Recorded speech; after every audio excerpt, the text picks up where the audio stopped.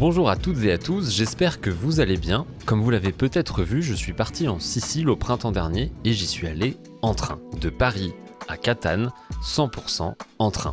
Le but était de découvrir le seul endroit au monde où l'on met des trains sur des bateaux, de gravir l'Etna et évidemment de voyager bas carbone, donc sans avion, comme on a pu en parler dans notre premier épisode avec Molo.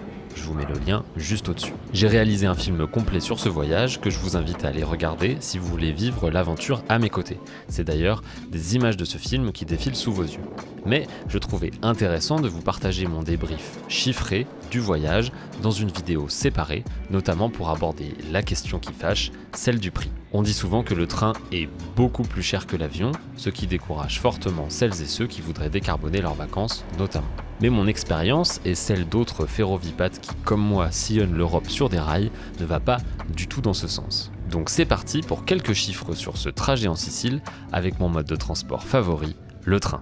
Alors le premier avantage du voyage en train, c'est effectivement l'impact carbone. Pour que vous ayez une idée, je l'ai calculé, j'ai utilisé le calculateur carbone qui est d'ailleurs proposé par Molo, qui s'appelle Lotrip, en prenant en compte tous les différents trajets, les trains, la petite partie en ferry, et puis les mix énergétiques des différents pays qu'on a traversés. On arrive à un bilan carbone de 51 kg d'équivalent CO2. Le même aller-retour, donc Paris-Catane en avion, on arrive à 960 kg, donc quasiment 20 fois plus de CO2. Donc en avion, ça fait à peu près 1 tonne, et je rappelle que si on veut respecter les accords de Paris, c'est-à-dire maintenir la Terre au maximum à plus 2 degrés de réchauffement, il faudrait que chaque humain sur Terre ne dépasse pas 2 tonnes d'émissions par an, et donc là vous voyez qu'avec un aller-retour en Sicile, on est déjà à 1 tonne. Alors ça, ce chiffre peut vous sembler beaucoup, mais en fait on calcule maintenant l'effet des traînées de condensation des avions. C'est un effet réchauffant sur le climat, et donc c'est pris en compte dans le calculateur de Molo. Pour poursuivre le bilan carbone du voyage, à ça s'ajoutent 138 km en voiture. J'ai compté exactement, et donc comme c'était une petite Fiat qui consommait pas grand chose, j'estime que ça fait à peu près 25 kg. Donc on a 50 kg pour le voyage, 25 kg pour les 130 km de voiture. Donc on voit déjà que la voiture émet la moitié de ce que j'ai émis pour faire tout le trajet de Paris à la Sicile. Donc on voit que la voiture, ça émet quand même vraiment beaucoup, alors que c'était une petite voiture, hein, c'était pas un SUV. Et puis enfin, le dernier élément, c'est que j'ai pas fait 100% repas végétarien. Il se trouve que j'ai mangé donc ce demi-poulet à Zurich, et puis après j'ai mangé peut-être une tranche de focaccia dans un sandwich, sinon j'ai fait full végé, donc j'ai aussi essayé de limiter mon impact de ce point de vue-là. Mais pour résumer, le chiffre à retenir, c'est 50 kg en train versus 960, enfin 1 tonne en avion, donc là la marge de manœuvre est énorme. Donc très bien, ça pollue moins, mais combien ça coûte? Voilà, je pense que c'est une question qu'on se pose. Souvent on dit le train, ça coûte très cher. Alors moi, les réservations, je les ai faites vraiment au dernier moment, puisque j'étais pas censé aller en Sicile, donc ça m'a coûté un peu cher, donc je vais pas me baser sur le prix que j'ai payé moi, mais plutôt sur un voyage hypothétique d'une semaine, de samedi à samedi, fin septembre. Voilà, donc j'ai regardé, j'ai les chiffres. Donc si vous partez en avion pour une semaine, de samedi à samedi, donc Paris-Catane, il y a 3 options avec 3 tarifs différents. Pour toutes ces options, dans le prix est quand même compté le fait d'avoir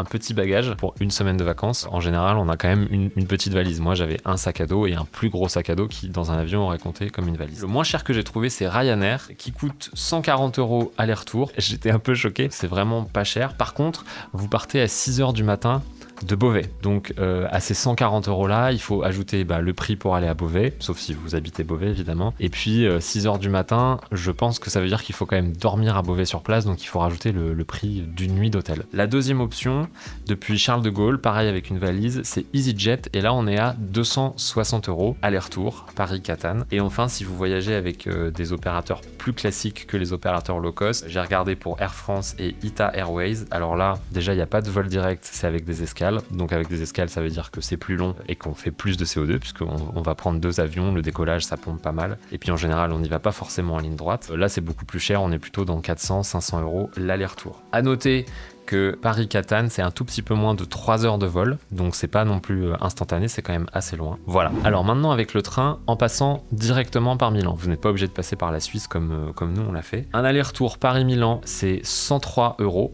pour le mois de septembre, pris sur SNCF Connect, tarif d'hier soir. Et après, il y a 2 options. Vous pouvez faire comme moi, c'est-à-dire Milan, la Sicile en train de nuit, mais vous pouvez aussi le faire parce que c'est un petit peu moins cher en train de jour. Donc ça va plus vite, mais comme il n'y a pas la nuit au milieu, en fait ça vous bouffe carrément vraiment une journée entière. Le train de nuit c'est environ 17-18 heures, alors que le train de jour c'est plutôt 12-13 heures. En train de jour, l'aller-retour coûte 166 €, donc ajouté avec le billet de Milan, ça fait 270. Et si par contre vous voulez le faire en train de nuit comme moi je l'ai fait, donc dans une cabine de 4, il faut savoir que c'est le standard sur ces trains-là, il n'y a pas de cabine de 6. À ce moment-là, c'est 230 €. Et donc si on additionne avec le billet Paris-Milan, ça fait 330 € aller-retour. Et je rappelle que dans ces 330 € là, vous avez 2 nuits d'hôtel virtuellement à ne pas payer. Et puis alors pour finir, j'ai fait le calcul avec un pass Interrail. Il se trouve que c'est pas avantageux. Je vous mets le détail ici du calcul. En fait, comme on prend des trains internationaux et des trains de nuit qui sont des trains à réservation, il faut payer les billets en plus du coût du pass Interrail. Donc si vous ne savez pas, le pass Interrail, en fait, vous payez un pass et ensuite avec ce pass, sur la plupart des trains, vous payez rien. Mais quand c'est des gros trains, en général, il faut payer en plus des frais de réservation. Par exemple, en France, sur le TGV, vous devez payer des frais de réservation, alors que sur les TER, vous n'avez pas besoin de les payer. Donc si vous voulez le faire en Interrail, quoi qu'il arrive, on est beaucoup plus cher que les 270 ou 330 €. Et donc pour ce trajet, ça n'a pas d'intérêt de prendre le pass Interrail. Ce qu'il faut retenir, c'est que si vous voulez faire des grosses économies et voyager 2 jours, mais là ça prend un petit peu plus de temps, on est à 270 € l'aller-retour. Et donc on est seulement 10 € plus cher que le vol EasyJet. Donc comme quoi, c'est pas forcément beaucoup plus cher de voyager en train. Et si vous voulez faire l'expérience du train de nuit, à ce moment-là, c'est 330 €. Donc on est 70 € plus cher que l'aller-retour EasyJet, mais vous avez 2 nuits d'hôtel en moins à payer.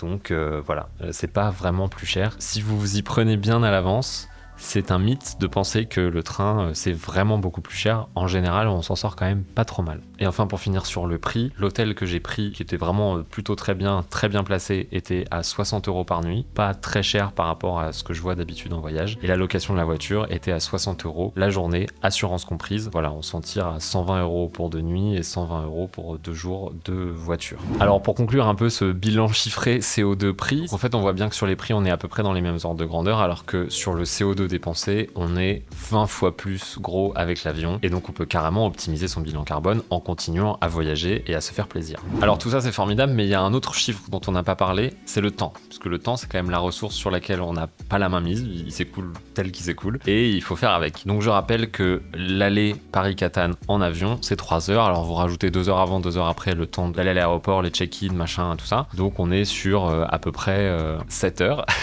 Alors que Paris-Catane en train, du coup là, en passant par la Suisse, c'était un peu plus long, mais on est plus sur 30 heures. Donc 10 fois plus, 20 fois moins de CO2, 10 fois plus de temps. Bon déjà, on voit que le rapport est quand même favorable. Effectivement, je vais pas le nier, ça demande du temps. Mais en fait, ce qu'il faut faire, c'est qu'il faut changer nos imaginaires et se dire qu'il faut réinventer sa manière de voyager. Alors pour ça, il y a 4 points sur lesquels je voudrais revenir. Le premier, c'est que quand on voyage comme ça, eh ben, on ne va pas d'une traite à notre destination. Le trajet fait partie du voyage, fait partie de l'aventure. Donc là, par exemple, nous, on s'est arrêté à Milan. On s'est pas arrêté parce qu'on y était déjà allé il y a pas longtemps, mais on peut très bien envisager à l'aller de faire un arrêt d'une journée, de 2 journées à Milan, au retour à Naples ou à Rome. Tout ça, c'est possible parce qu'il y a quand même pas mal de trains en Italie. Et donc, si vous partez non pas 1 semaine, mais 2 semaines, ou même 10 jours, vous pouvez très bien faire 2 jours à Milan, 2 jours à Rome, et en plus passer quasiment une petite semaine en Sicile. Donc ça, c'est vraiment une nouvelle manière d'envisager le voyage, et c'est bien quelque chose qu'il faut garder à l'esprit quand on va décider de voyager en train. La deuxième idée, c'est qu'en fait, on se réapproprie le terrain, la terre. En fait, on traverse les territoires. On a vu vraiment tous les paysages, les plaines céréalières, la forêt du Morvan, les Alpes. C'était long, mais qu'est-ce que c'était beau. La traversée des Alpes en Suisse, c'était magnifique.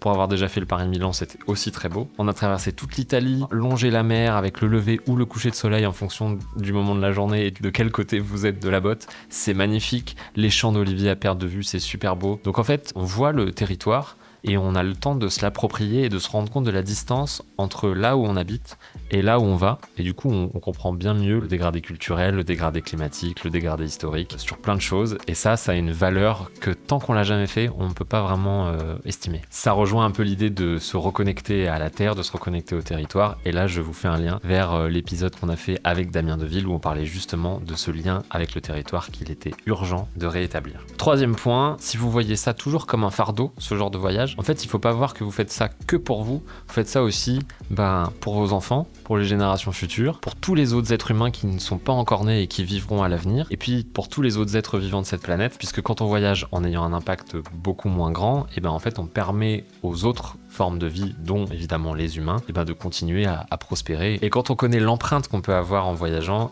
c'est pas possible de faire machine arrière. On se retrouve forcément à penser à tout ça quand on organise ses vacances. Dernier point, et pour moi c'est peut-être le plus important, avec Molo on disait que quand on voyageait, c'était aussi pour raconter des histoires à la machine à café. Les histoires qu'on raconte quand on fait des voyages comme ça sont toujours beaucoup plus puissantes, parce qu'on a beaucoup plus de choses à raconter. En général, on fait des choses qui sortent un petit peu des sentiers battus. Et puis, ce mode de voyage qui est quand même assez nouveau, il intrigue. Et donc, en général, les gens sont à l'écoute et les gens vous poseront des questions. Et ça, vous allez voir que c'est très gratifiant. Voilà donc pour ce petit bilan chiffré. J'espère que ça vous a plu et qu'il vous a permis de découvrir qu'il était possible de voyager en train sans forcément payer plus qu'en avion.